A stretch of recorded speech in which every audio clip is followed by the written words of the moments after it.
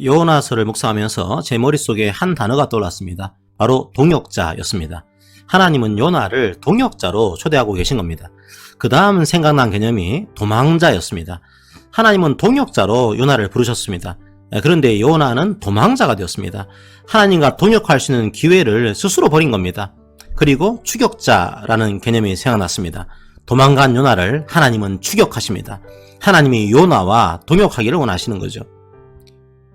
요나는 말씀의 동역자로 초대받았습니다. 그런데 장소가 조금 이상합니다. 바로 니느웨입니다.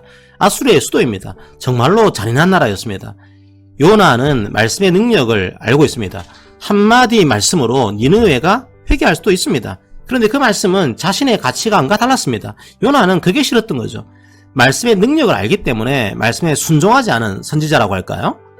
어쨌든 요나를 지금 하나님께서는 말씀의 동역자로 초대하고 있습니다. 그런데 요나는 선민사상으로 똘똘 뭉친 선지자였습니다. 그래서 하나님의 낯을 피한 거죠. 자신의 가치관과 하나님의 말씀이 충돌한 겁니다. 그런데 자신의 가치관을 버릴 수가 없었습니다. 그래서 도망자의 삶을 살기로 한 겁니다. 그건 비단 요나의 문제만은 아닙니다. 우리도 마찬가지입니다. 우리의 가치관과 말씀의 명령이 충돌합니다. 어떻게 할까요? 우리의 가치관이 과연 성경적인지 고민해야 합니다. 그런데 그 반대가 많습니다. 그 성경 본문을 아예 읽지 않는 거죠. 말씀에서 도망을 치는 겁니다. 요나처럼 도망자가 되는 겁니다. 하지만 하나님은 요나를 포기하지 않습니다. 도망자 요나를 추격합니다. 그리고 여러 이방인들을 만나게 하십니다. 처음 만난 이방인들은 배의 사공들입니다. 이방인 사공들이 요나 때문에 폭풍우를 만납니다.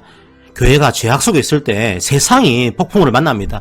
교회가 기복신앙을 말하면, 교회가 번영신앙을 추구하면, 교회가 부동산 투기를 하면, 대형 교회가 부자 세습을 당연하게 생각하면, 그리고 교회가 각자의 자리에서 사랑하지 않으면 세상이 고통을 경험합니다.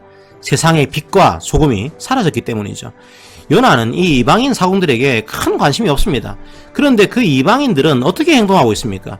요나의 목숨을 구하려고 노력합니다. 심지어 다른 신들을 섬겼던 이방인들은 타인의 생명을 존중합니다. 그런데 여호와를 경외한다고 고백한 요나는 그렇지 않았습니다.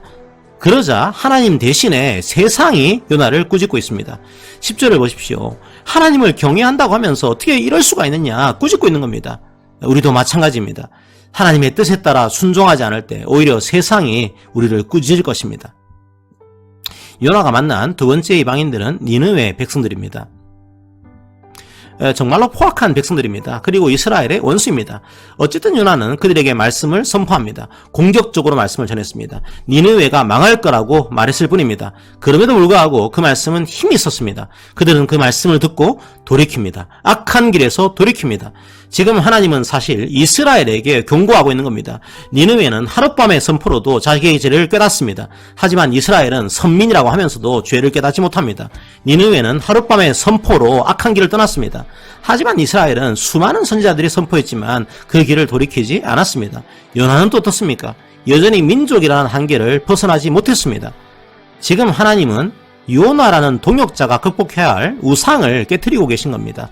은혜에 주목하기를 원하시는 거죠. 성도 여러분, 우리가 극복해야 할 한계들은 무엇입니까? 돈입니까? 명예입니까? 권력입니까? 학벌입니까? 직장입니까? 자신의 한계와 성경 말씀이 부딪힐 때 그 말씀을 덮고 도망을 가시겠습니까? 하지만 하나님은 여러분을 추격할 것입니다. 그 추격의 절정이 바로 예수 그리스도의 십자가입니다.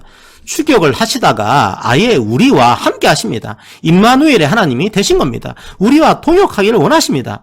성도 여러분, 십자가로 사랑이 증명되었습니다. 부활로 능력이 증명되었습니다. 더 이상 그 사랑을 증명해라, 능력을 증명해라 요구하면서 도망다니지 마십시오. 도망자의 삶을 내려놓고 이제는 동역자가 되십시오.